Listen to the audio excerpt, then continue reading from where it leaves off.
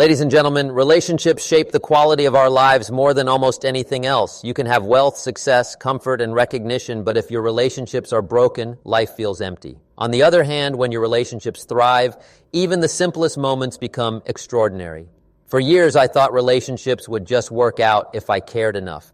But I learned something important. Hope is not a strategy, and love without habits is like a garden without water. It withers, it fades. But when you cultivate small, intentional habits, everything changes. Suddenly, trust grows deeper, communication becomes smoother, and love transforms from a feeling into a force. What I'm about to share with you are 5 simple yet profound relationship habits that completely changed everything for me. They turned tension into understanding, distance into closeness, and ordinary days into meaningful connections. And here's the truth. If they worked for me, they can work for you. Because success in relationships is not reserved for the lucky. It's built by design, by practice, and by choice.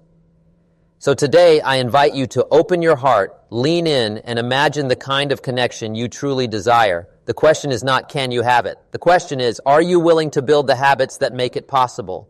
If there is one relationship habit that can transform everything, absolutely everything, it is the habit of intentional listening. Listening sounds simple, doesn't it? After all, we all have ears, we all hear words, and we all nod when someone is speaking. But let me ask you a question. Do you listen to reply, or do you listen to understand? Because there's a world of difference between the two. Most people don't listen. They wait. They wait for the other person to finish speaking just long enough so they can jump in with their own story, their own Diefenschau, or their own opinion. And when we live like that, our relationships slowly collapse, not because of a lack of love, but because of a lack of being heard. People can survive without constant agreement, but they cannot thrive without being understood. The habit of intentional listening is not passive. It's active, deliberate, and deeply powerful. It's the discipline of slowing down your own thoughts, quieting the voice in your head that wants to argue, interrupt, or prove, and giving another person the full gift of your attention, and that gift is rare. In a world filled with noise, distraction, and endless screens, attention has become the most expensive currency of all. Think about it. We live in a society where people scroll endlessly, where the buzz of a notification is often stronger than the sound of a loved one's voice. So when you look someone in the eye, when you put down the phone, when you lean in and say, "I'm here, I'm listening," you're not just hearing words. You're telling them they matter. You're telling them their soul has value, their thoughts carry weight, and their heart deserves space. And here's the truth. Relationships are built, strengthened, and healed not through grand speeches, not through expensive gifts, but through moments of connection. And nothing connects two human beings more than intentional listening. Now let me break this down a little deeper. Listening is not just about what is said, but also about what is not said. Intentional listening means catching the tone behind the words, the emotion beneath the sentence, and the silence between the pauses. Sometimes the real message is not in the story, but in the sigh. Sometimes it's not in the "I'm fine," but in the way the eyes turn away when those words are spoken. And when you learn to listen at that level, you start seeing the heart behind the words, not just the words themselves. But here's the challenge. Listening requires humility. It requires us to set aside our ego, our desire to be right, and our hunger to be heard first. It's the art of giving someone else the stage, even if only for a few minutes. And isn't it interesting how often we miss it? We think love is shown in grand declarations, but in reality, love is often proven in quiet patience, the patience to listen. You see, intentional listening is not only about communication, it's about respect. It says, you matter enough for me to pause my world and step into yours. And when you do that consistently, the people in your life begin to trust you at a deeper level. They no longer see you as just a partner, a friend, or a colleague. They see you as a safe space. And when you become a safe space, walls crumble, defenses drop, and true intimacy begins. Let me share with you a thought. Many conflicts are not born out of what was said, but out of what was not heard. Arguments often escalate not because the words were too sharp, but because the other person felt invisible. Think about it. How many times have you or someone you know said, "You're not listening to me"? That phrase isn't just frustration. It's a cry for connection. It's a call to be acknowledged, validated, and respected. Now, intentional listening is not easy. It requires training, discipline, and commitment. It's much easier to half listen, know, dice along, and check your phone in between sentences. But easy doesn't build strong relationships. Effort does, and the reward of this effort is immeasurable. Because when you listen intentionally, you create moments that people never forget. They may forget your advice, they may forget your exact words, but they will never forget how deeply you made them feel heard. So how do we practice this habit? Let me give you some principles. First, be fully present. That means when someone is speaking, you eliminate distractions, eye contact, body language, leaning in. These small actions communicate volumes. You're telling the other person, Right now, nothing is more important than you. Second, seek to understand, not to fix. Too often we jump in with solutions, but most people don't want solutions. They want empathy. They don't want to be told how to fix their life. They want to be assured they are not alone in it. True listening means sitting in the moment, resisting the urge to rescue, and simply holding space. Third, ask clarifying questions, not to interrogate, but to care. Questions like, what did you mean by that? Or how did that make you feel? Show that you're invested, that you're not just hearing the surface, but digging into the depth. Fourth, reflect back what you heard. A simple, so what you're saying is, can work wonders. It validates the speaker, assures them they're understood, and creates alignment. And finally, practice silence. Sometimes the most powerful response is not words, but presence. Silence can be the bridge that allows someone else to pour out what they've been holding in. Don't be afraid of silence. It often says more than any advice could. Now, I want you to imagine this. What would happen if starting today you committed to intentional listening in your relationships? How much conflict could be avoided? How much closeness could be restored? How much love, respect, and trust could be built? Imagine your spouse, your children, your friends, your co-workers, all feeling that when they speak to you, they are heard, valued, and understood. That's not just communication, that's transformation. The habit of intentional listening has the power to save marriages, mend friendships, strengthen families, and elevate leadership. Why? Because at the core of every human being is the need to be seen and the longing to be understood, and listening meets both. So let me leave you with this challenge. The next time someone speaks to you, don't just hear their words, hear their heart. Don't just nod, connect. Don't just respond, understand. Because when you master the art of intentional listening, you're not just improving a habit, you're changing the very foundation of your relationships. And I promise you this, if you practice this one habit consistently, your relationships will not just survive, they will thrive. If intentional listening opens the door to connection, then consistent appreciation keeps that door wide open. Relationships don't thrive on big promises once a year, they thrive on small acknowledgments every single day. And here's what I've learned. People don't leave relationships because of a lack of love. They leave because of a lack of appreciation. You see, love is often a spark. It's the fireworks in the beginning, the emotion that draws two people together. But appreciation is the fuel. Without fuel, the fire dies, no matter how bright it once burned. Think about this for a moment. Every human being has a deep need to feel valued.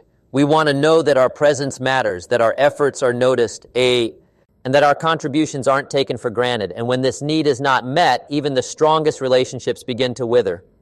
But when you build a habit of consistent appreciation, something extraordinary happens. You turn ordinary moments into meaningful ones. You turn routine actions into sacred exchanges. And you create an atmosphere where love, respect, and trust can flourish without strain. Now let's pause here and define what I mean by appreciation. Appreciation is not flattery. It's not shallow compliments thrown out for convenience. It's not saying thank you as a robotic response. Appreciation is deeper. It is intentional recognition of another person's worth, actions, and presence. It is seeing someone clearly, acknowledging them sincerely, and expressing it in a way that leaves no doubt in their heart. When you live with consistent appreciation, you shift your focus. Instead of looking for what's wrong, you begin to notice what's right. Instead of criticizing what didn't happen, you celebrate what did. And isn't it interesting how a small change in perspective can completely alter the tone of a relationship?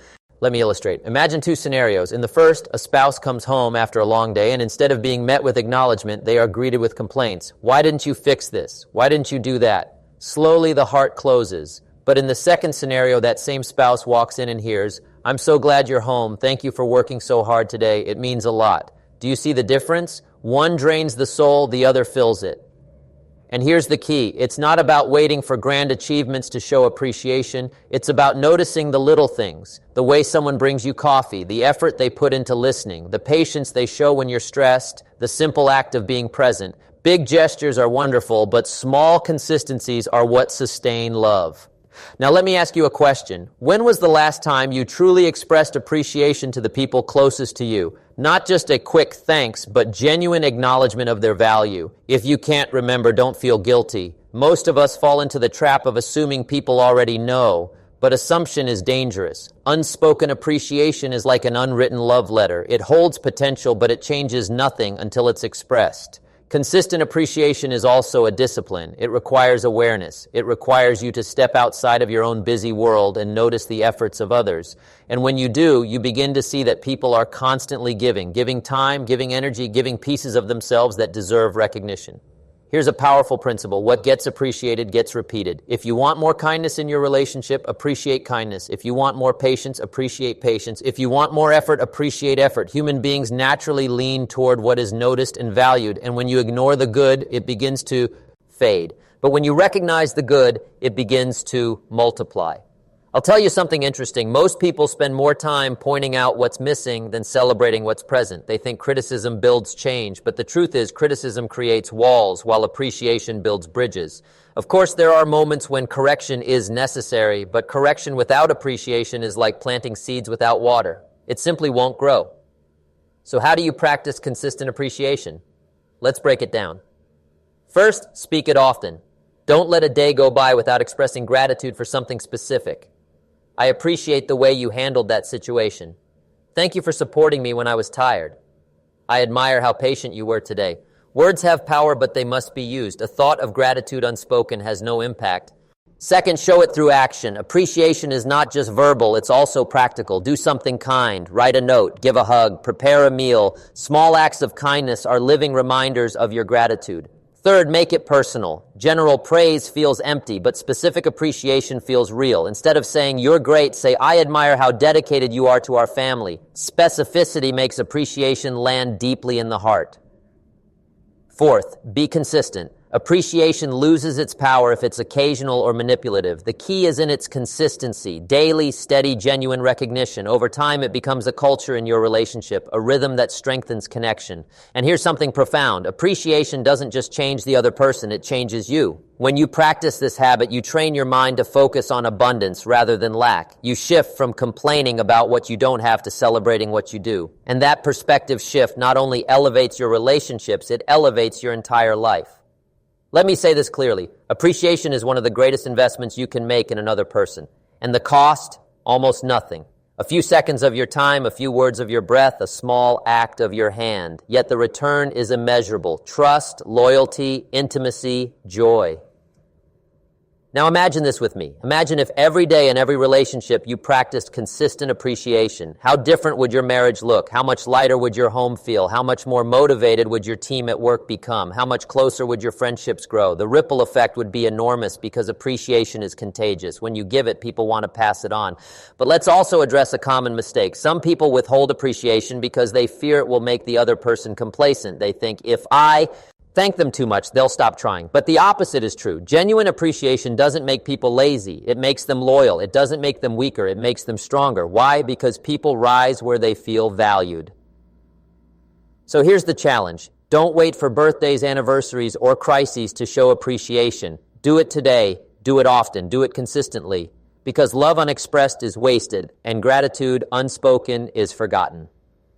My friends, relationships are not maintained by luck. They are maintained by habits. And if there's one habit that will change everything, it is the habit of consistent appreciation. So as you walk out of here today, let this thought stay with you. Never miss an opportunity to make someone feel valued. Because when you live with appreciation, you don't just improve your relationships, you transform them. If there is a single thread that weaves relationships together, it is communication. It is the bridge between two minds, the connection between two hearts, the pathway where understanding and intimacy are born. But here's the truth. Communication by itself is not enough. It must be both honest and kind. Because honesty without kindness is brutality, and kindness without honesty is deception. The balance of both is where relationships flourish. Let's begin with honesty. Without honesty, there can be no trust. Without trust, there can be no foundation. And without a foundation, a relationship will crumble the moment storms arrive. Honesty is not optional. It is essential. It is the raw material of trust, the currency of credibility, and the seed of security. But honesty alone can be dangerous. Some people pride themselves on being brutally honest, as if the goal were to crush rather than to build. They use truth as a weapon, cutting down those around them under the banner of just being real. But real without respect is not maturity. It's immaturity dressed as courage. True honesty is not about saying everything you think. It's about saying the right things in the right way with the right spirit. And that is where kindness enters. Kindness is not weakness. Kindness is strength under control. It is the discipline of shaping words. So they don't just speak truth, but they do it in a way that uplifts instead of destroys. When you combine honesty with kindness, you create communication that heals, restores, and empowers. Think about this. Every word you speak is a seed. Some seeds grow into flowers, others into weeds. Some build trust, others create distance. Every time you open your mouth, you are either building your relationship or breaking it down. And if you want to build, you must practice the habit of honest yet kind communication. Let me ask you, how many relate you? On-ships have been lost, not because love ran out, but because words tore down what love had built. How many families sit in silence today because one person spoke honestly but without kindness, leaving scars that words can never erase? You see, words don't just describe reality, they create it. They shape how people feel, how they see themselves, and how safe they are in your presence. Now let's dive into the discipline of this habit. The first principle is honesty without fear. Be willing to speak the truth, even when it's uncomfortable. If something bothers you, if expectations are unclear, if boundaries are crossed, say it. Silence does not protect relationships. Silence slowly poisons them. Hidden resentment is like a crack in the foundation, unseen at first, but eventually it destroys everything. Honesty brings light into dark corners. But the second principle is kindness without compromise. Speak with gentleness, with respect, with love. Honesty doesn't mean shouting. It doesn't mean humiliating. It means telling the truth in such a way that the other person walks away not crushed, but challenged. Not defeated, but dignified. Because the goal of honesty is not to win the argument, but to strengthen the relationship. Let's be practical. How do you practice honest yet kind communication? First, choose the right time. Timing is as important as truth. A good word spoken at the wrong moment can do more harm than good. Don't correct in the heat of anger. Don't bring up sensitive issues when emotions are boiling. Wisdom waits for the right moment. Second, watch your tone. Tone can carry more weight than words. I love you can sound warm or sarcastic depending on tone. I'm proud of you can sound uplifting or dismissive. People don't just hear your words, they feel your spirit. If your tone is sharp, your message will be lost, no matter how true it is. Third, use I statements instead of you accusations. Instead of saying, you never listen, say, I feel unheard when this happens. Instead of saying, you always disappoint me, say, I feel let down when expectations aren't met. This shift prevents defensiveness and keeps the focus on your experience rather than attacking their character.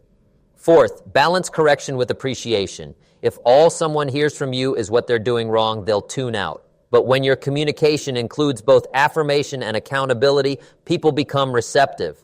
A relationship cannot survive on criticism alone. It needs encouragement too. And fifth, listen after you speak. Communication is not a monologue, it's a dialogue. After sharing your truth, create space for theirs. Ask, how do you see it? How did that affect you? When you invite their perspective, you build mutual respect instead of one-sided dominance. Now let's flip the coin. Honest yet kind communication also means being willing to receive truth, not just deliver it. Too many people want honesty until it's directed at them, but growth comes when you can hear difficult truths without shutting down, when you can accept correction without feeling attacked. This takes humility, it takes maturity, it takes the willingness to value growth over pride. And let's not forget, communication is not just about conflict, it's also about connection. Honest yet kind communication builds intimacy when you express your dreams, your fears, your gratitude, your love. Many couples and friendships drift apart, not because they fight too much, but because they stop talking about the things that matter. They talk about schedules, bills, and tasks, but not about hearts, hopes, and visions. Honesty means sharing your inner world. Kindness means inviting theirs in. Think of it this way. Communication is like the oxygen of relationships. You don't notice its absence right away, but without it, everything suffocates. If you want your relationships to breathe, to live, to thrive, you must cultivate this habit every single day. Let me give you a vision. Imagine a relationship where both people practice honest yet kind communication. Imagine a marriage where issues are addressed quickly but respectfully, where both partners feel safe to speak and safe to listen. Imagine friendships where encouragement flows freely but accountability is not avoided. Imagine workplaces where truth is told with dignity, where respect and transparency create trust instead of fear. That is not just possible, it is available to anyone willing to practice this discipline. But it begins with you. Don't wait for others to change their words before you change yours. Don't wait for the perfect listener before you become the kind speaker. Leadership in relationships always starts with the one willing to go first. And when you model honest yet kind communication, you set the tone for everyone around you. Here's a powerful principle. Words are deposits. Every day you're either depositing trust or withdrawing it. You're either depositing encouragement or withdrawing confidence. The question is, what does your account look like? Are you bankrupting your relationships with careless words, or are you investing in them with truth spoken in love? My friends, the habit of honest yet kind communication is not just a technique. It is a way of living. It requires courage to be honest. It requires discipline to be kind. But when you bring these two together, you create relationships that are unshakable, bonds that are enduring, and trust that cannot be easily broken. So let me challenge you today. Commit to speaking the truth, but speak it with grace. Commit to addressing issues, but do it with love. Commit to building others up, even when correction is necessary. Because when honesty and kindness walk hand in hand, relationships don't just survive, they thrive. And remember this, the words you choose today will echo in the hearts of those you love tomorrow. Make them words worth remembering. One of the greatest truths I've discovered about relationships is this. They are either growing or declining. There is no standing still. The moment two people stop learning together, they begin drifting apart. Growth is the lifeblood of relationships. And when growth is shared, bonds deepen, trust expands, and the connection becomes richer than ever before. Think of it like a tree. If the roots are not fed, the branches eventually wither. Relationships work the same way. Shared growth is the nourishment, the water, the sunlight. It keeps the relationship alive, strong, and resilient against the storms of life. Without growth, comfort turns into complacency, and complacency slowly becomes decay. Now let's reflect for a moment. Why do so many relationships lose their spark over time? It's not always because of betrayal, conflict, or loss of love. Many times it's because the relationship stopped moving forward. The conversations grew stale, the dreams shrank smaller, and the curiosity about life and about each other quietly faded. What was once vibrant became routine, and routine without growth eventually suffocates connection. But here's the good news. The opposite is also true. When two people commit to shared growth, whether as friends, partners, colleagues, or family, something extraordinary happens. The relationship is constantly renewed. New ideas enter the conversation. New challenges push both to rise higher. New skills expand possibilities. And instead of drifting apart, you grow side by side, step by step, becoming not only better individuals, but also a stronger team. So what does shared growth and learning look like? Let's explore it deeply. First, it means learning together. This could be as simple as reading the same book, attending a seminar, or listening to an inspiring message and discussing it. When you learn together, you don't just gain knowledge, you create connection. You create shared language, shared references, and shared insights. Every lesson becomes a memory. Every discovery becomes a bond. Second, it means challenging each other to rise. Growth is uncomfortable. It asks us to leave behind what is familiar, to stretch beyond our limitations, and to confront areas we'd rather avoid. But when you have someone growing with you, the challenge feels less like a burden and more like an adventure. Imagine two people saying to each other, let's not settle, let's not stagnate, let's keep pushing forward. That commitment builds resilience. Third, shared growth means celebrating progress, not just outcomes. Too often, people wait until the finish line to acknowledge growth. But real joy comes in celebrating every step of the journey. When you encourage each other, cheer each other on, and recognize each milestone, whether small or large, you make the process just as fulfilling as the goal. But let's not ignore the deeper truth. Shared growth requires humility. It requires the courage to admit you don't know everything. It requires the openness to learn from one another. It requires the willingness to say, teach me, show me, help me see what I don't see. And that humility is what turns growth into connection. Let me give you a simple but powerful example. A marriage where both partners are committed to personal and shared growth looks vastly different from one where growth is neglected. In one, conversations are alive with ideas, with dreams, with plans for the future. In the other, conversations shrink down to complaints about bills, routines, and frustrations. One relationship grows stronger year after year, the other quietly erodes. The difference is not love, it's growth. The same is true for friendships. Friendships thrive when they are more than entertainment. They thrive when they sharpen, inspire, and challenge each other to grow. Iron sharpens iron is more than a proverb. It's a principle of life. Shared growth turns friends into lifelong allies, Eve.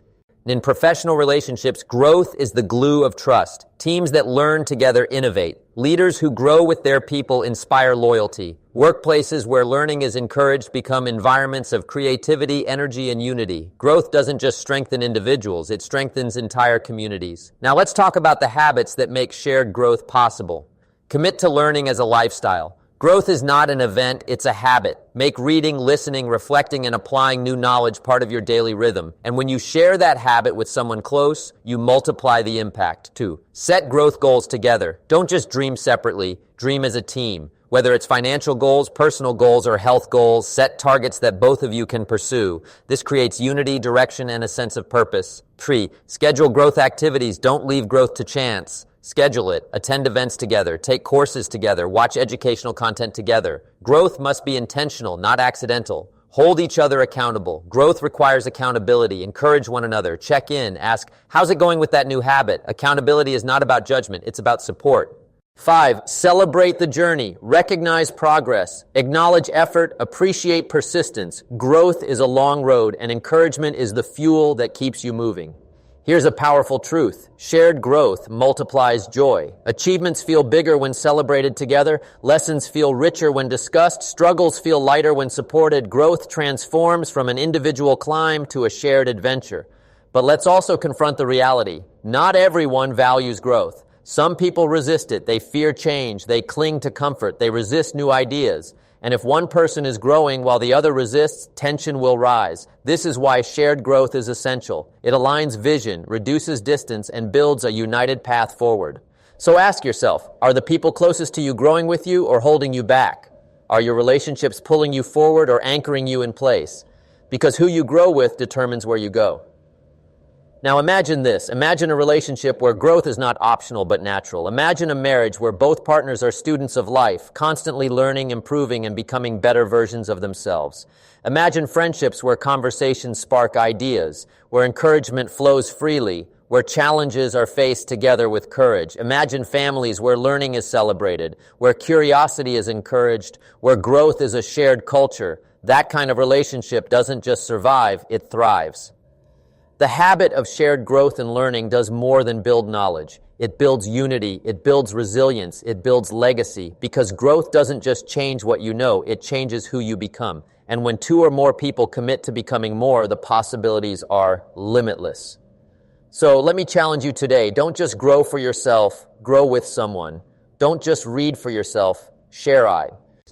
Don't just dream for yourself, dream together, because when growth is shared, life becomes richer, relationships become deeper, and love becomes stronger. And always remember this, success is sweeter when it's shared, and growth is more powerful when it's together. If there is one thief silently robbing relationships today, it is distraction. We live in an age of noise, buzzing phones, endless notifications, constant screens, the pressure to be everywhere except where we are, and yet the most powerful gift you can give another human being is not your money, not your possessions, not even your words. The greatest gift is your presence.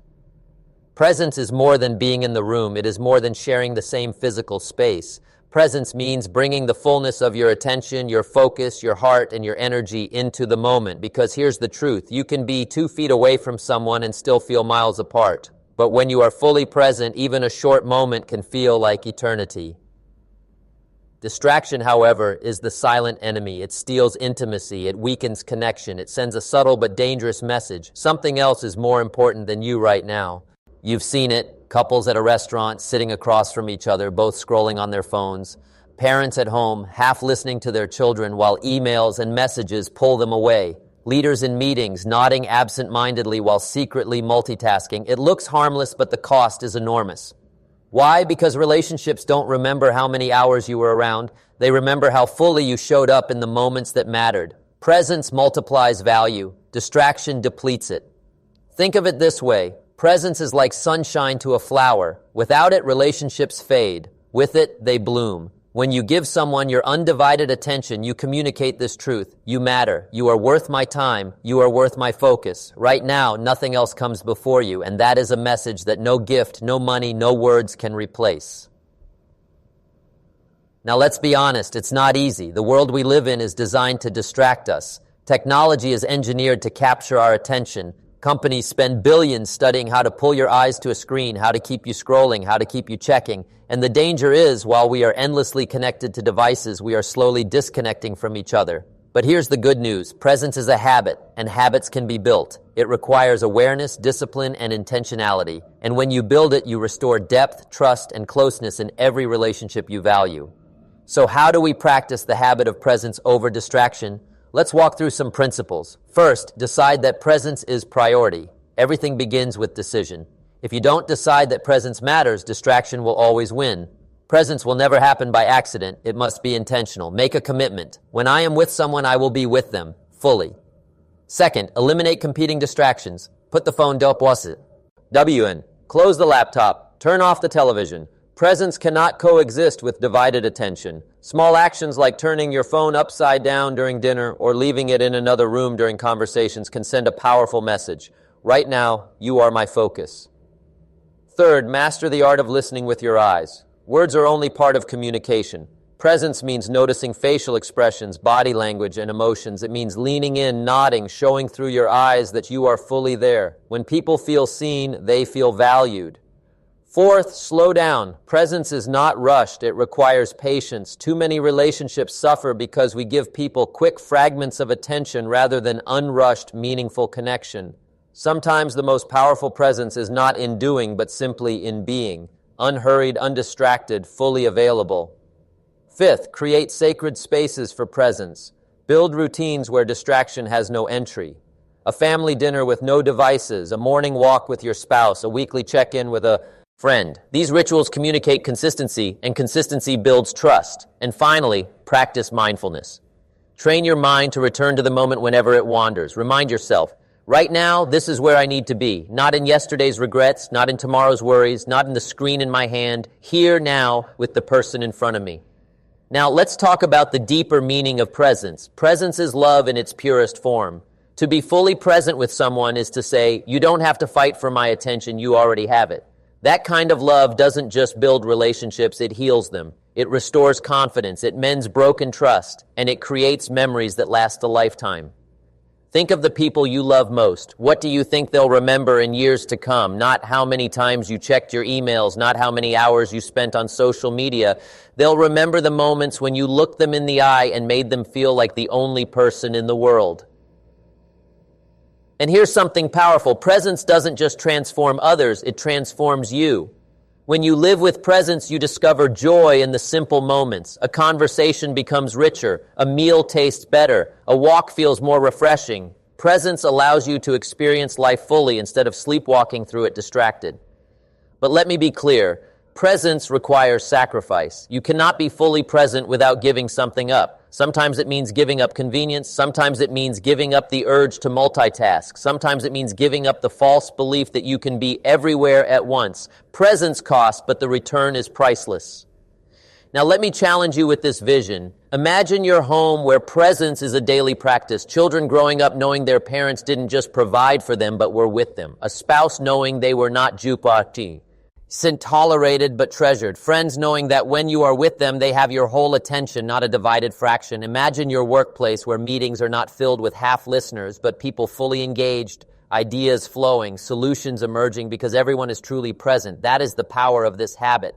And if you're wondering, where do I start? Start small. Give someone 15 minutes of undivided attention today. No phone, no screen, just you, fully there. Watch what happens. You'll see a spark in their eyes. You'll feel a shift in your connection because presence, even in small doses, carries enormous power.